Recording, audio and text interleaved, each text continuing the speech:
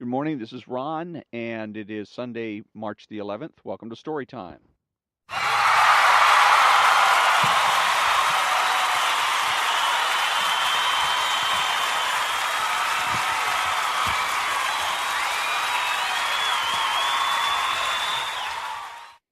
And this morning is Chapter 9, Kant versus Sullivan, from Ayn Rand's Philosophy, Who Needs It?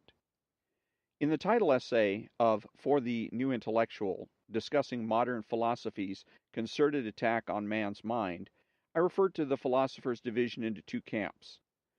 Quote, those who claimed that man obtains his knowledge of the world by deducing it exclusively from concepts, which come from inside his head and are not derived from the perception of physical facts, the rationalists, and those who claimed that man obtains his knowledge from experience, which was held to mean by direct perception of immediate facts, with no recourse to concepts, the empiricists. To put it more simply, those who joined the witch doctor by abandoning reality and those who clung to reality by abandoning their mind. For the past several decades, the dominant fashion among academic philosophers was empiricism, a militant kind of empiricism. Its exponents dismissed philosophical problems by declaring that fundamental concepts, such as existence, entity, identity, reality, are meaningless. They declared that concepts are arbitrary social conventions and that only sense data, unprocessed by conceptualization, represent a valid or scientific form of knowledge. And they debated such issues as whether a man can claim with certainty that he perceives a tomato or only a patch of red. Sooner or later, it had to become apparent that cooks, let alone scientists, do something with that patch of red by some means which is not direct and immediate sensory perception. And, as in any field of activity ruled by fashion, not facts, the philosophical pendulum began to swing to the other side of the same coin. Accepting the empiricist's basic premise that concepts have no necessary relation to sense data, a new breed of rationalists is floating up to the surface of the academic mainstream, declaring that scientific knowledge does not require any sense data at all, which means that man does not need his sense organs. If the empiricist trend, with its glib, glossy, up-to-the-minute modernism of quasi-technological jargon and pseudo-mathematical equations, may be regarded as the miniskirt period of philosophical fashion, then the rationalist revival brings in the maxi-skirt period, an old, bedraggled, pavement-sweeping, unsanitary maxi-skirt, as unsuited for climbing into a modern car or airplane, or any kind of climbing, as it is equivalent in the field of ladies' garments. How low this new fashion can fall and what its hemline may pick up, and what its hemline can pick up, may be observed in the November 20, 1969 issue of the Journal of Philosophy, a magazine regarded as the most prestigious of the American journals of the philosophic profession, published at Columbia University. The lead article is entitled Science Without Experience by Paul K. Firebrand of the University of California and London University. Remember that what is meant here by experience is the evidence of man's senses. The article declares it must be possible to imagine a natural science without sensory elements, and it should perhaps also be possible to indicate how such a science is going to work. Now, experience is said to enter science at 3 points: testing, assimilation of the results of test, understanding of theories. Whoever is said to have said this did not include observation among his 3 points, implying that science begins with testing. If so, what does one test? No answer is given. It is easily seen that experience is needed at none of the 3 points just mentioned. To start with, it does not need to enter the process of test. We can put a theory into a computer, provide the computer with suitable instruments directed by him, her, it, so that relevant measurements are made, which return to the computer, leading there to an evaluation of the theory. The computer can give a simple yes-no response from which a scientist may learn whether or not a theory has been confirmed without having in any way participated in the test, i.e., without having been subjected to some relevant experience. One might feel at this point that one's brain is being paralyzed by too many questions. Just to name a few of them, who built the computer and was he able to do it without sensory experience? Who programs the computer and by what means? Who provides the computer with suitable instruments and how does he know what is suitable? How does the scientist know that the object he is dealing with is a computer? But such questions become unnecessary if one remembers two fallacies identified in objectivist epistemology, which can help not to elucidate, but to account for that paragraph. The fallacies of context dropping and of concept stealing, which the article seems to flaunt as valid epistemological methods, proceeding, as it does, from the basic premise that the computers are here. This still leaves the question, by what means does the scientist learn the computer's verdict? To this one, the article's author provides an answer, which is point 2 of his theory of knowledge. Usually, such information travels via the senses, giving rise to distinct sensations, but this is not always the case. Subliminal perception of what leads to reactions directly and without sensory data. Latent learning leads to memory traces of what? Directly and without sensory data. Post-hypnotic suggestion, by whom and by what means, leads to, belated, relations directly and without sensory data. In addition, there is the whole unexplored field of telepathic phenomena. Apparently, in order not to let this sink in fully, the article's next sentence continues the paragraph uninterrupted. But I've interrupted it precisely to let this sink in fully. The paragraph's next sentence is, I am not asserting that the natural sciences as we know them today could be built on these phenomena alone and could be freed from sensations entirely. Considering the peripheral nature of the phenomena and considering also how little attention is given to them in our education, we are not trained to use effectively our ability for latent learning. This would be both unwise and impractical, but the point is made that sensations are not necessary for the business of science, and that they occur for practical reasons only. What would be the meaning or value of an impractical process of consciousness? Since the practice of the faculty of consciousness is to give us information about reality, an impractical process would be one that fails in this function. Yet it is some such process that the author advocates as superior, or at least as equal to the processes of sensory experience, and urges our educators to develop in us. Turning now to point 3 of his theory of knowledge, the relationship of experience to the understanding of theories, the author announces that experience arises together with theoretical assumptions, not before them. He proves it as follows. Eliminate part of the theoretical knowledge of a sensing subject, and you have a person who is completely disoriented, incapable of carrying out the simplest action.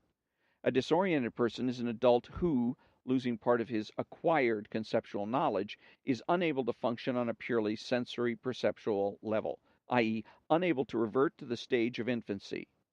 Normally, developing infants and children are not disoriented. It is the abnormal state of an adult that the article offers as a demonstration of the cognitive impotence of sense data. Then the article's author plunges rapidly into his theory of a child's cognitive development as follows. The development, quote, gets started only because the child reacts correctly towards signals, interprets them correctly because he possesses means of interpretation even before he's experienced his first clear sensation, unquote. The possession of means and their use are not the same thing. In essence, a child possesses the means of digesting food, but would you accept the notion that he performs the process of digestion before he's taken in any food? In the same way, a child possesses the means of interpreting sense data, i.e., a conceptual faculty. But this faculty cannot interpret anything, let alone interpret it correctly, before he has experienced his first clear sensation. What would it be interpreting? Quote, Again, we can imagine that this interpretive apparatus acts without being accompanied by sensations, as do all reflexes and all well-learned movements such as typing. The theoretical knowledge it contains certainly can be applied correctly, though it is perhaps not understood. But what do sensations contribute to our understanding? Taken by themselves, i.e., taken as they would appear to a completely disoriented person, they are of no use, either for understanding or for action. Unquote. After a few more sentences of the same kind, the paragraph concludes, quote, understanding in the sense demanded here thus turns out to be ineffective and superfluous. Result, sensations can be eliminated from the process of understanding also, though they may of course continue to accompany it, just as a headache accompanies deep thought. Let me now summarize the proceeding, i.e., the article's theory of man and of knowledge. A zombie whose mental apparatus produces theoretical knowledge, which he does not understand, but which he interprets signals correctly, enables him to apply it correctly, to act without any understanding, directed by his ultimate cognitive authority, the scientist, a blind deaf mute who engages in mental telepathy with a computer. Now for the article's payoff or cashing in. Why is it preferable to interpret theories on the basis of an observational language rather than on the basis of a language of intuitively evident statements, as was done only a few centuries ago, and as must be done anyway, for observation does not help a disoriented person, or on the basis of a language containing short sentences, as is done in every elementary physics course? Knowledge can enter our brain without touching our senses, and some knowledge resides in the individual brain without ever having entered it. Nor is observational knowledge the most reliable knowledge we possess. Science took a big step forward when the Aristotelian idea of the reliability of our everyday experience was given up and replaced by an empiricism of a more subtle kind. Empiricism is therefore an unreasonable doctrine, not in agreement with scientific practice. Unquote. Summing up his procedure, the article's author concludes with, quote, proceeding in this way, of course, means leaving the confines of empiricism and moving on to a more comprehensive and more satisfactory kind of philosophy, unquote. The, quote, confines of empiricism, unquote, in this context means the confines of reality.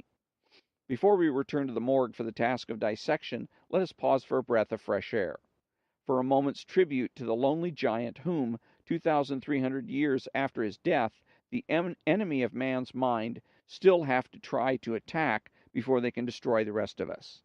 A graphic description of what a non-observational, non-Aristotelian language would look like is given us in an academically less prestigious journal, Look magazine, January 13th, 1970. An article entitled, Growl to Me Softly and I'll Understand, declares, quote, on a personal level, there'll be no need to cling to formal grammar to convey meaning. Speech doesn't have to be linear. It can come out as a compressed overlay of facts and sensations and moods and ideas and images. Words can serve as signals, and others will understand. The way a man feels can be unashamedly expressed in sheer sound, such as a low glottal hum, like the purring of a cat, to indicate contentment. Feelings have meaning. Sounds have meaning. Open language can be a joy, a language we can grow with, growl with. Words can cramp your style.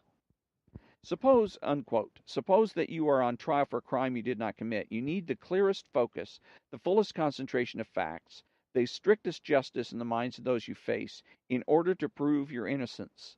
But what, quote, comes out, unquote, of the judge and jury is a, quote, compressed overlay of facts and sensations and moods and ideas and images. Suppose that the government issues a decree which expropriates everything you own, sends your children to a concentration camp, your wife to a firing squad, yourself to forced labor, and your country into a nuclear war. You struggle frantically to understand why. But what, quote, comes out, unquote, of your country's leaders is a, quote, compressed overlay of facts and sensations and moods and ideas and images, unquote. These examples are not exaggerations. They are precisely what the two articles quoted mean, and the only things they can mean in that factual existential reality where your sole tool of protection and survival is concepts, i.e., language. The Look article wears a thin fig leaf in the form of restricting the growls to the personal level, which cannot be done since the human mind is unable to carry for long that kind of double psychoepistemology. But the Journal of Philosophy article advocates the method of the compressed overlay, a non-observational language for the mental activities of scientists. Science without experience heralds the retrogression of the philosophy to the primordial pre-philosophical rationalism of the jungle. Quote, as was done only a few centuries ago, unquote, states the author in support of a non-observational language.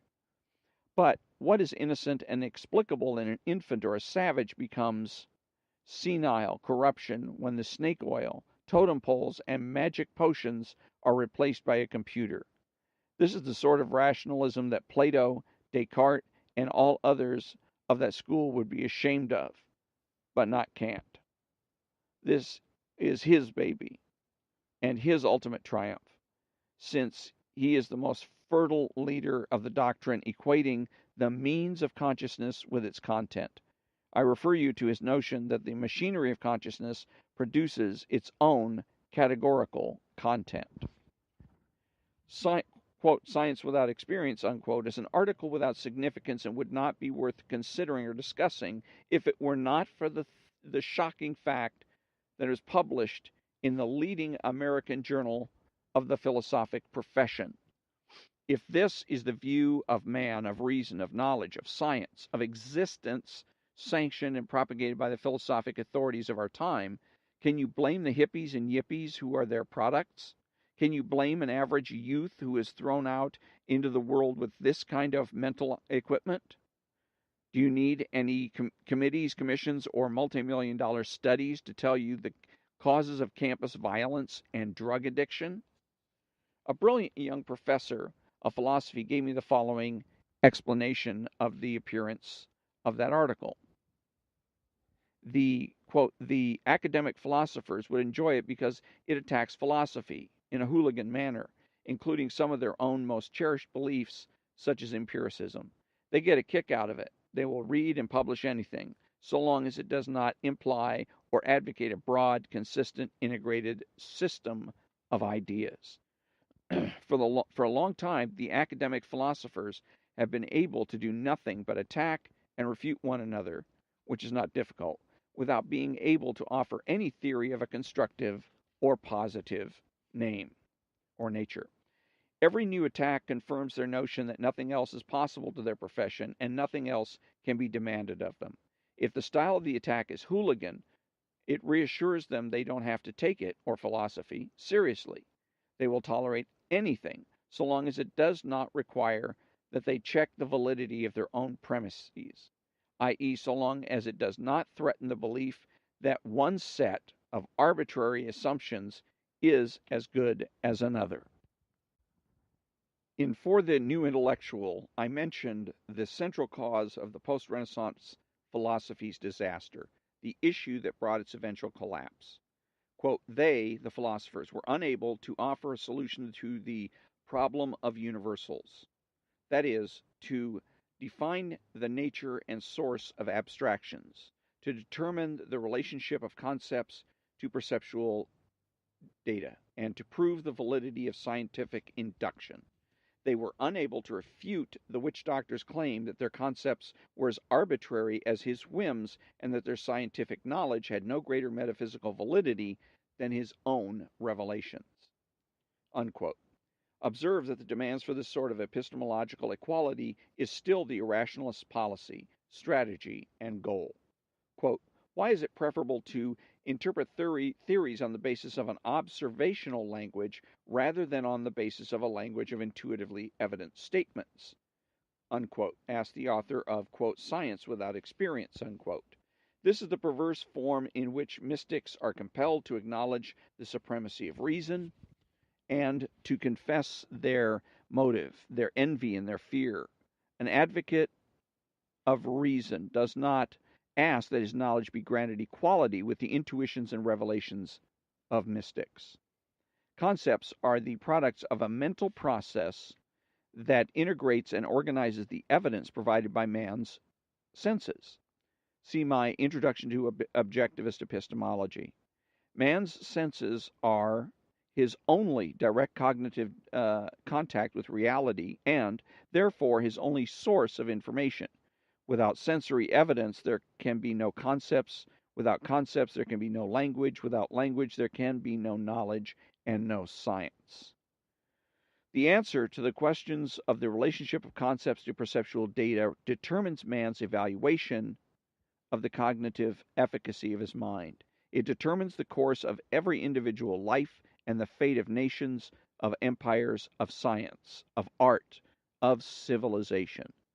There are not many men who would die for the sake of protecting the right answer to that question, yet countless millions have died because of the wrong answers. Through all the ages, a major attack on man's conceptual faculty was directed at its foundation, i.e., at his senses, in the form of the allegation that man's senses are unreliable. It remained for the brazenness of the 20th century to declare that man's senses are superfluous. If you want to grasp fully the abysmal nature of that claim and simultaneously to grasp the origin of concepts and their dependence on sensory evidence, I will refer you to a famous play.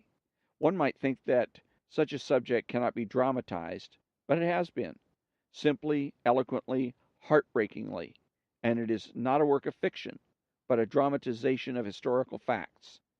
It is The Miracle Worker by William Gibson, and it tells the story of how Annie Sullivan brought Helen Keller to grasp the nature of language. If you have seen the superlative performance of Patty Duke in the role of Helen Keller in the stage or screen version of the play, you have seen the image of man projected by science without experience, or as near to it as a living human being can come. Helen Keller was not that article's ideal, a creature devoid of all sensory contact with reality, but she came close to it, blind and deaf since infancy, i.e., deprived of sight and hearing. She was left with nothing but the sense of touch to guide her. She retained also the senses of smell and taste, which are not of great cognitive value to a human being. Try to remember the incommunicable horror of that child's state, communicated by Patty Duke, a creature who is neither human nor animal, with all the power of a human potential, but reduced to a subanimal helplessness, a savage, violent, hostile creature, fighting desperately for self-preservation in an unknowable world, fighting to live somehow with a chronic state of terror and hopeless bewilderment. A human mind proved later to be an unusually intelligent mind, struggling frantically in total darkness and silence to perceive, to grasp, to understand, but unable to understand its own need, goal, or struggle. Without being accompanied by sensations, her interpretive apparatus did not act. It did not act as do all reflexes. It did not produce any knowledge at all, let alone any theoretical knowledge. Knowledge, the article declares, can enter our brain without touching our senses. None entered hers. Would she have been able to operate a computer? She was not able to learn to use a fork or to hold a napkin. Annie Sullivan, her young teacher, superlatively portrayed by Anne Bancroft, is fiercely determined to transform this creature into a human being. And she knows the only means that can do it, language, i.e., the development of the conceptual faculty. But how does one communicate the nature and function of language to a blind, deaf mute? The entire action of the play is concerned with this single central issue. Annie's struggle to make Helen's mind grasp a word, not a signal, but a word. The form of the language is a code of tactile symbols, a touch alphabet by means of which Annie keeps spelling words into Helen's palm, always making her other hand touch the objects involved. Helen catches on, in part, very rapidly. She learns to repeat the signals into Annie's palm, but with no relation to the objects. She learns to spell many words, but she does not grasp the connection of the signals to their reference. She thinks that it is a game. She's merely mimicking motions at random without any understanding. At this stage, she is learning language, as most of today's college students are taught to use it, as a totally non observational set of motions denotating nothing. When Helen's father compliments Annie on the fact that she has taught Helen the rudiments of discipline, Annie, discouraged, answers, "To do nothing but obey is no gift. Obedience without understanding is a blindness too." Annie's determination leads her through as heroic a struggle as has ever been portrayed on the stage. She has to fight the doubts, the weary resignation of Helen's parents. She has to fight their love and pity for their child, their accusations that she is treating Helen too severely. She has to fight Helen's stubborn resistance and uncompromising fear, which grows into obvious hatred for the teacher. She has to fight her own doubts, the moments of discouragement when she wonders whether the achievement of the goal she has set for herself is possible. She does not know what to do. In the face of one disappointment after another, she does not know whether an arrested human mind can be reached and awakened. It has never been done before. Her only weapon is to go on, hour after hour, day after day, endlessly pulling Helen's hand to touch the objects they encounter, to gain sensory evidence and spelling into her palm. Cake, milk, water, over and over again, CAKEMILKWATER, without any result. Helen's older half-brother, James, skeptical of Annie's efforts, remarks that Helen might not want to learn, that maybe there is such thing as a dullness of heart, acceptance, and letting go. Sooner or later, we all give up, don't we? Annie, maybe you do. It's my idea of the original sin. What is? Giving up. You won't open her. Why can't you let her be? Have some pity on her for being what she is. If I'd ever once thought like that, I'd be dead. In today's world, many physically healthy but intellectually crippled people, particularly college students, need Annie Sullivan's help, which they can use if they have retained the capacity to grasp, not merely look at and repeat, but grasp the full meaning of two statements of Annie Sullivan. Addressed to Helen's father, words can be her eyes to everything in the world outside her, and inside too. What is she without words? With them she can think, have ideas, be reached. There's not a thought or fact in the world that can't be hers. And she has them already. 18 nouns and 3 verbs. They're in her fingers now. I need only time to push one of them into her mind. One, and everything under the sun will follow. Addressed to Helen, who cannot hear her. I wanted to teach you, everything the earth is full of, Helen. Everything on it that's ours for a wink, and it's gone. And what we are on it, the light we bring to it and leave behind in words. Why, you can see 5,000 years back in a light of words. Everything we feel, think, know, and share in words. So not a soul is in darkness or done with, even in the grave. And I know one word, and I can put the world in your hand, and whatever it is to me, I won't take less. Words can cramp your style. Answers, Look magazine. To my knowledge, The Miracle Worker is the only epistemological play ever written. It holds the viewer in intensely mounting suspense, not over a chase or bank robbery, but over the question of whether human mind will come to life. Its climax is magnificent. After Annie's crushing disappointment at Helen's seeming retrogression, water from a pump spills over Helen's hand, while Annie is automatically spelling WATER into her palm. And suddenly Helen understands. The two great moments of that climax are incommunicable except through the art of acting. One is the look on Patty Duke's face when she grasps that the signals mean the liquid. The other is the sound of Anne Bancroft's voice when she calls Helen's mother and cries, "She knows." The quietly sublime intensity of that word, with everything it involves, connotes, and makes possible, is what modern philosophy is out to destroy. I suggest that you read The Miracle Worker and study its implications.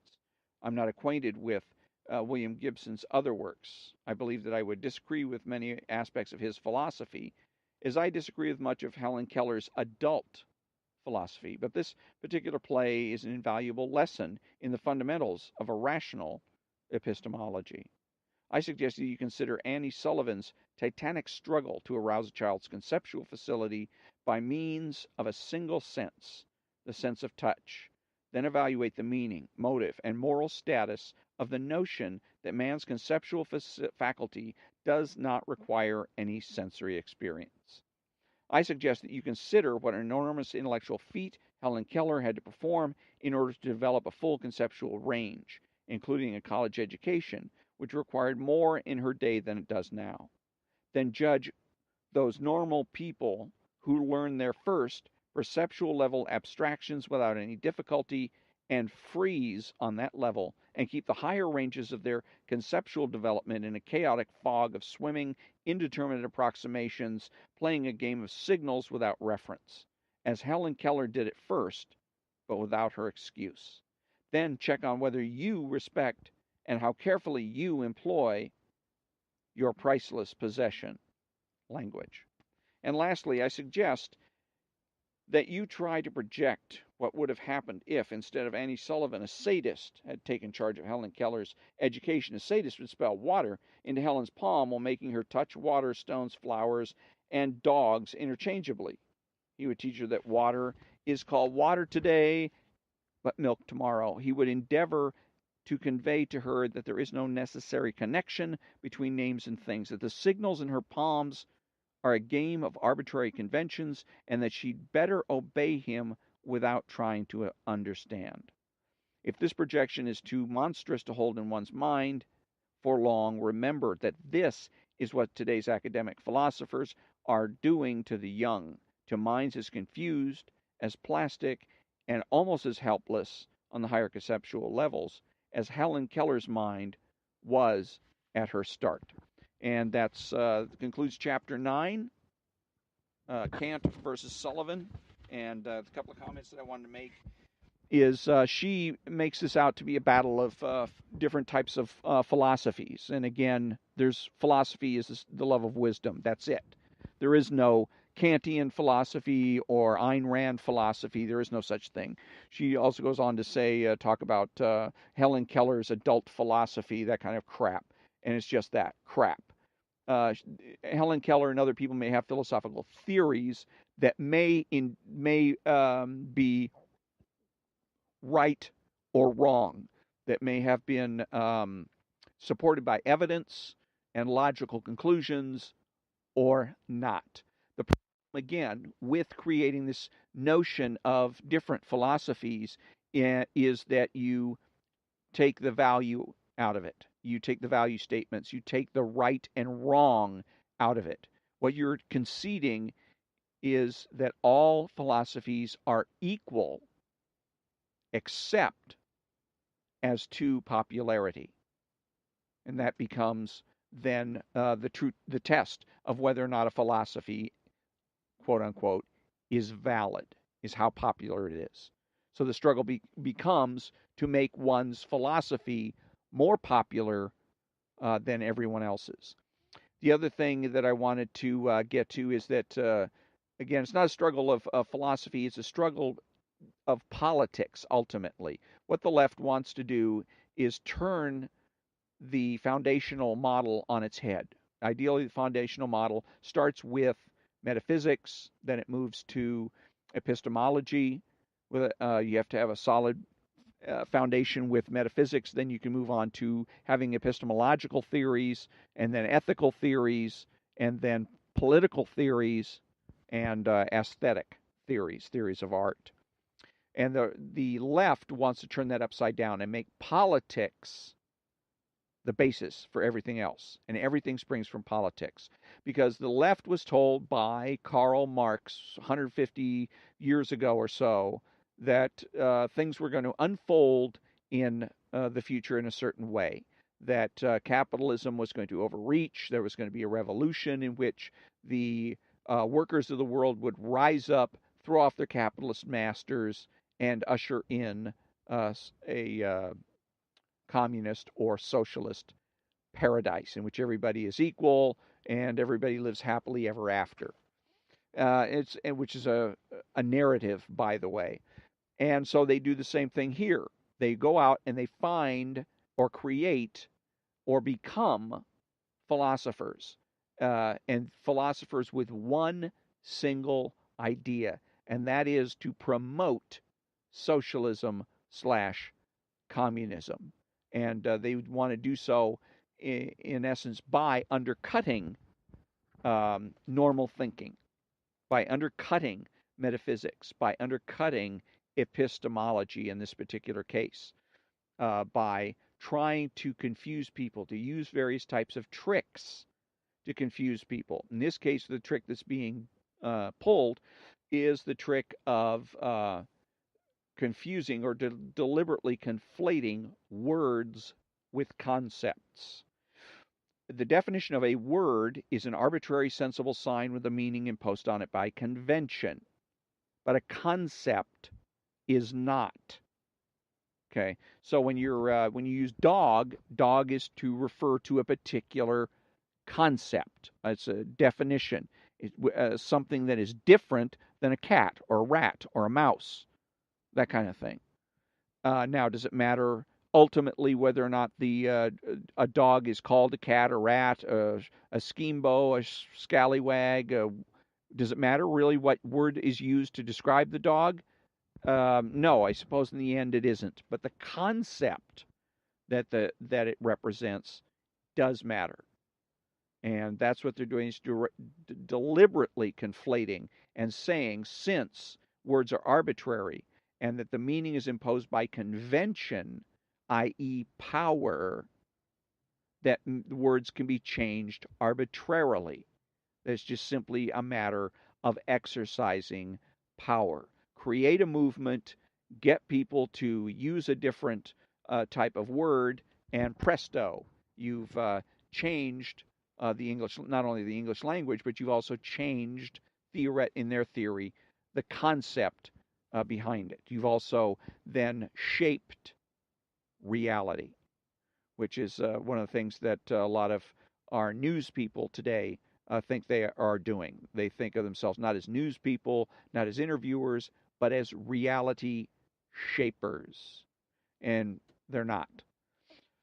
So, and the other issue here is that it's not so much an issue of philosophy. What they've actually done is the way their strategy or tactics is to use psychology to bully, intimidate, and manipulate people into going along with whatever it is they want you to go along with. And philosophy deals with the intellect, deals with reasoning and rationality, and psychology and the psychologistic deal with the imaginary. And that's what they're trying to perpetrate here, is to substitute the imaginary for reality. And in so doing, or at least pit them against each other and create a fundamental social friction by which then they can go ahead and create or put into motion those events that Karl Marx described over 150 years ago. Anyways, that's the end of, like I said, Chapter 9. And tomorrow, I'm going to go ahead and do a story time extra. And so until then, thank you very much for joining me, and have a great day.